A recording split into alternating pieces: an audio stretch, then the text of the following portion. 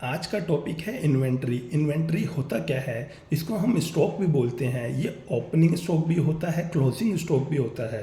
अब हम one by one इनको समझ लेते हैं।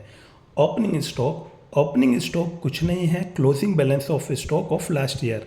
मतलब पिछले साल वो माल बिकने से रह गया जिसका क्लोजिंग बैलेंस हमारे इस साल का ओपनिंग स्टॉक निकल के आ जाता है, जो कि ट्रायल बैलेंस में गिवन होता है। हम सीधे सीधे इसको ट्रेडिंग में जो ट्रेडिंग अकाउंट्स होता है उसमें डेबिट कर देते हैं।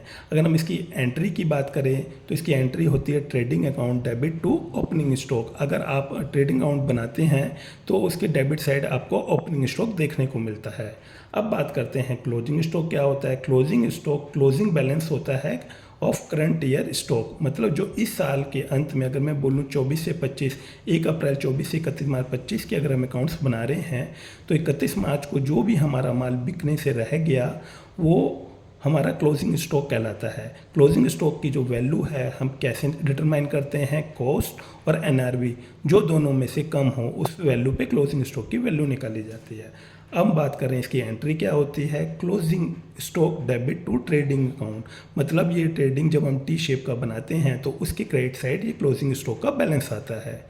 अब एक क्वेश्चन उठता है बच्चों का जो हमने एग्जाम्स में देखा है, कई बार क्या होता है, if appears only in trial balance. मतलब ट्रायल बैलेंस में ही सीधा क्लोजिंग स्टॉक दे दिया जाता है तो हमें उसका ट्रेडिंग अकाउंट्स में उसको ट्रांसफ़र नहीं करना है। किस में ट्रांसफ़र करना है? बैलेंस शीट में एसेट साइड। तो बच्चों ये जो इन्वेंट्री का टॉपिक था, इन्वेंट्री में ओपनिंग स्टॉक हो चाहे क्लोजिंग स्टॉक हो, हमने दोनों डिस्कस कर लिया। वीडियो अच्छी लगी हो तो लाइक करना ना भूलना।